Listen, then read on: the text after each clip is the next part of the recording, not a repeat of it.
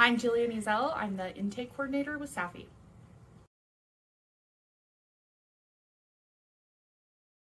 Once every family is licensed, I will reach out to them and we will arrange a meeting so that we can go over what the placement process looks like. So I like to just walk through some of the basic steps of placement, which is kind of the kids that are available for placement currently, and then go through the preferences that every family has.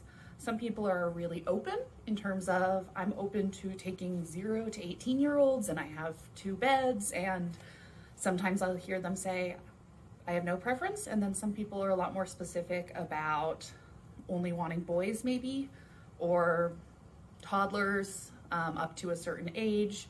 So I like to walk through their preferences as well as the supports that they can offer. Just because they identify that they're able to take all ages doesn't necessarily mean that their current schedule would allow for that, for them to best support that placement.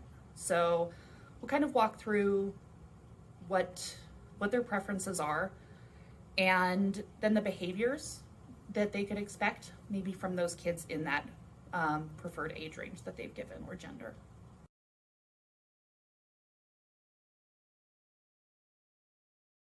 So I would say some of the most common, it's different for every age group. Some of the most common needs and supports that kids have is really just consistency.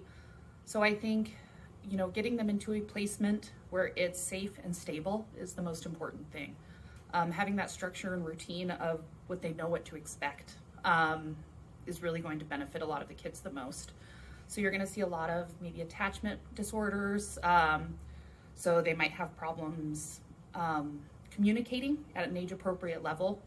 They might have sexualized behaviors. There might be some concerns with tantrums that maybe seem not very on par with their developmental age, but we like to keep reminding people that they may not be they may be developmentally 10 years old, but cognitively they may be functioning at more of a 4-year-old level with how they handle their emotions.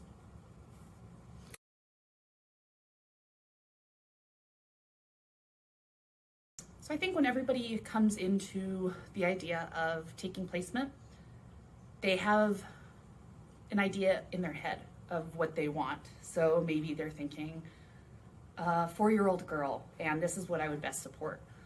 However, I think more often than not, we see a lot more success with people who can best, who are open-minded. So they're able to say, I know what I'm actually able to support right now may be up to a 13-year-old based on the dynamics of my home. But I am open-minded to, maybe looking at a year past that, or I thought I wanted to work with girls, but maybe I can work with taking a boy. I think having that open mind means that I can send more referrals their way, and they're able to actually look at some of the kids that are needing help. And when they realize that this is just a child and maybe it's not what I had in mind for taking placement, it's something that when that child comes into their home, they realize they are able to support.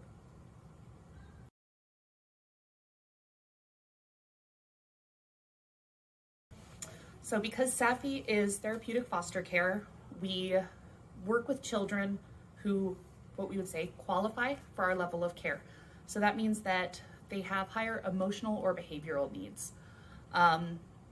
For this to be determined, it's determined by a clinician. So that could be either a SAFY clinician that when the child is placed into your home, if they have never been assessed, we would have one of our therapists assess them. And if they have already been assessed, then it would mean that they already have an assessment of a qualifying disorder. So that may be something like an adjustment disorder, ADHD, attachment disorder.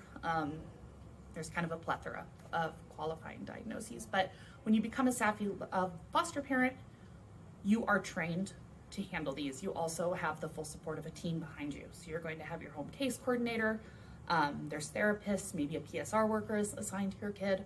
So you're going to be receiving that constant education and support behind you to be able to manage these behaviors and support the kids. So immediately upon placement of a child into your home, you are assigned a SAFY case coordinator That case coordinator is going to be coming out to your home at least weekly to meet with you and or the kid. Oftentimes they'll meet with the parent and the foster parent, and then maybe meet with the child separately or do an activity together. This case coordinator is going to come into your home to help support you with any of the behaviors the kid might have. They provide coaching.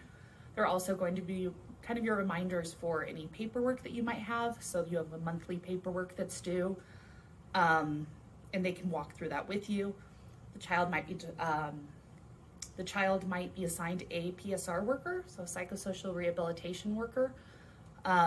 They work more closely one-on-one with the child to meet their needs and where they're at. So if that kid might have really a hard time expressing themselves and communicating, that PSR worker might take them into the community to do activities that would help with that communication.